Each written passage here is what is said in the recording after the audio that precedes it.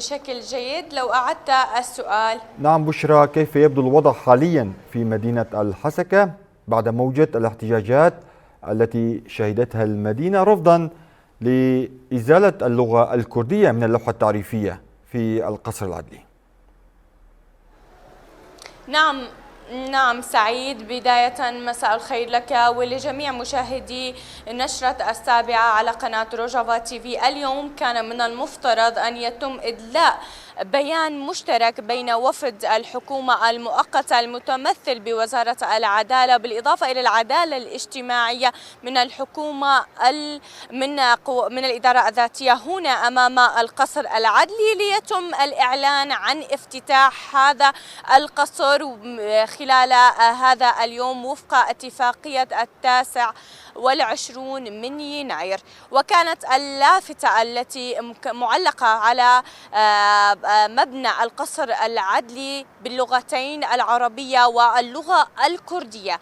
لنتفاجأ قبل وصول الوفود والسيد المحافظ إلى هنا أمام القصر العدلي بتغيير اللافتة إلى لافتة أخرى مكتوبة فقط باللغة العربية واللغة الإنجليزية. هنا كما أسميته سخطا شعبي، هو غضب شعبي حقيقة كان كبير هنا أمام القصر العدلي، ورفض قاطع من أبناء مدينة الحسكة لهذه اللافتة التي تم تعليقها باللغة العربية واللغة الإنجليزية، واعتبروها هي إقصاء وتهميش كامل للمكون الكردي. وسعيد حقيقة كما ذكرت أنت قبل أيام، هذه الحادثة كانت في كوباني، تكررت اليوم في مدينة الحسكة. الحكومة المؤقتة تتبع سياسة نظام البعث تماما، هو تعريب المنطقة. اليوم مدينة الحسكة نصف سكانها من المكون الكردي، وعدم الاعتراف باللغة الكردية على لافتة أقل منها يبدو أن اللغة الكردية تسبب مشكلة للحكومة المؤقتة اليوم، والاعتراف بها يسبب لهم مشكلة. اليوم الاتفاقية 29 يناير ينص على الاحتفاظ بخصوصيات المكون الكردي إن كان من لغة الكردي. أما ما يطبق اليوم على أرض الواقع، هل هو اندماج قسري أم اندماج ديمقراطي كما كان متفق عليه؟ نلاحظ سعيد بداية من تغيير الأسماء بكوباني، ثم تغيير تغيير أسماء المدارس، وصولا اليوم إلى اللافتات التي تكتب فقط باللغة العربية. هذه سياسة تهميش، هذه سياسة إقصاء تتبعها اليوم الحكومة المؤقتة على نهج نظام البعث، أي لم يتغير شيء إلا الأوجه، ولكن السياسات ما زالت متشابهة.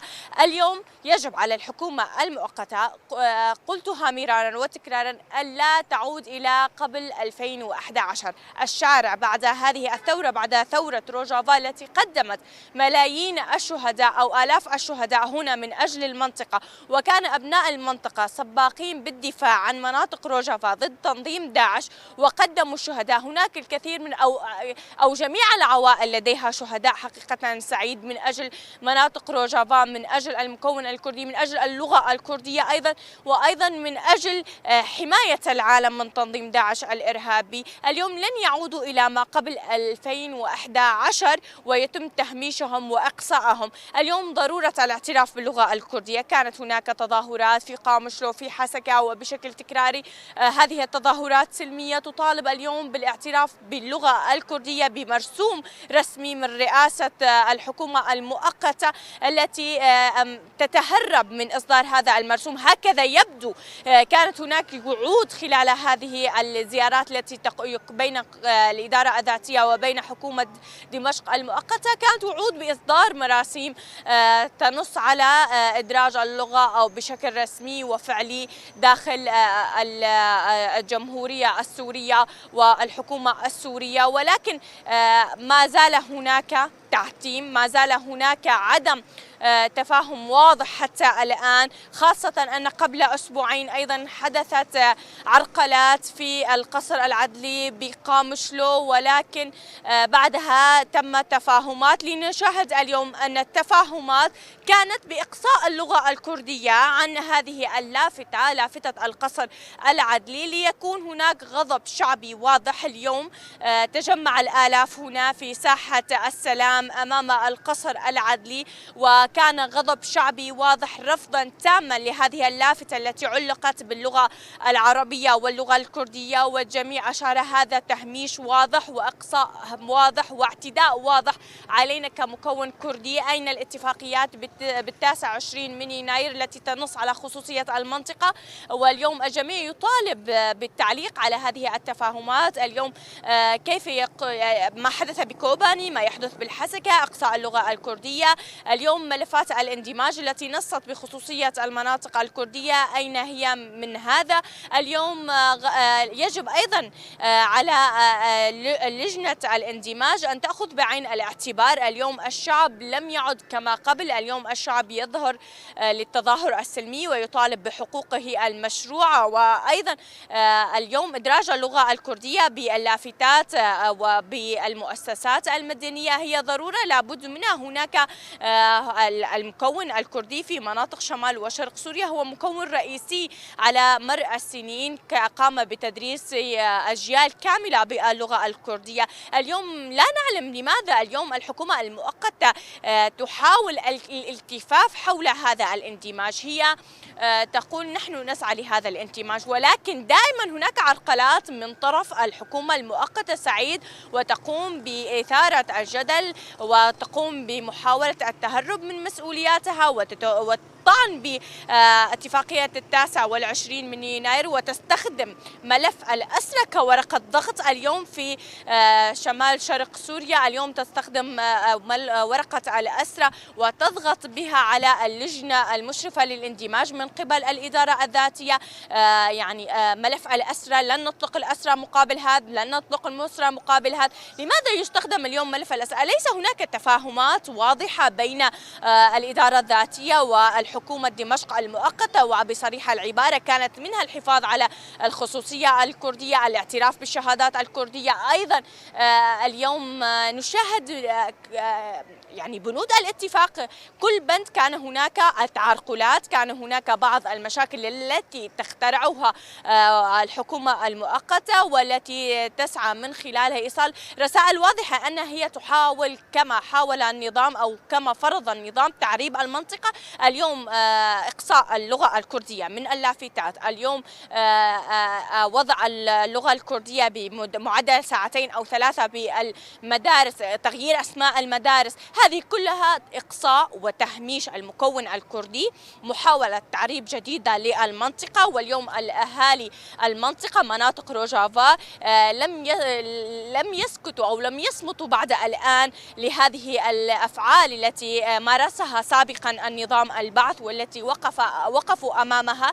اليوم يجب أن تكون الحكومة المؤقتة على دراية كاملة أنها التفاهمات بينها وبين السياسيين تتم، ولكن رأي الشارع سيفرض بالتظاهرات السلمية، بالتعبير عن الرأي، بإيصال رسالة واضحة أن الشعب مناطق روجافا لن يعود إلى ما قبل 2011. اليوم اللغة الكردية هي تعني ثقافة وهوية مكون كامل، ولا تستطيع طمس اللغة الكردية مهما حاولت. هناك اليوم الرموز الكردية واللغة الكردية هي ثقافة وهوية مكون كامل، ويجب الأخذ بعين الاعتبار مطالب الشعبية أو التظاهرات التي تخرج بها مناطق روجافا التي تطالب باللغة الأم اللغة الكردية. ولغة الإنسان هي حق مشروع له وليس مكرمة من الحكومة المؤقتة عند الاعتراف بها. هي ليست مكرمة حقيقة، لغة الإنسان أو هي هويته، هي ثقافته، ومن حق كل إنسان أن يتعلم بلغته وأن تكون لغته لغة معترف بها بالحكومة. نعم بشرى، عذرا للمقاطعة. الآن أمام القصر العدلي سأجعل الكاميرا نعم. أيضا تأخذ مشهد للافتة القصر العدلي.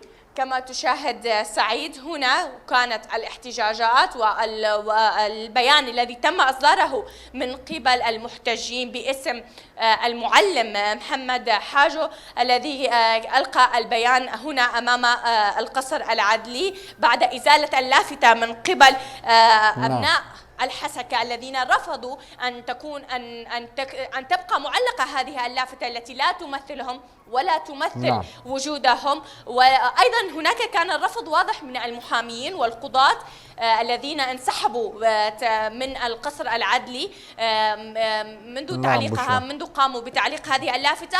العديد من القضاة والمحامين سعيد انسحبوا من القصر العدلي وأشاروا أن هذا القصر إذا ما بقيت هذه اللافتة معلقة لا يشير لأي عدالة ولا يوجد به عدالة. والواضح من لافتته هي التي تمثلت باللغة العربية واللغة الإنجليزية ولا تتواجد بها اللغة التركية، أنه ليس قصرا للعدل بل قصرا لتهميش وإقصاء مكون الكردي. نعم، أكتفي معك بهذا القدر. أشكرك جزيل الشكر مراسلتنا بشرى العموري، كنت معي من مدينة الحسكة.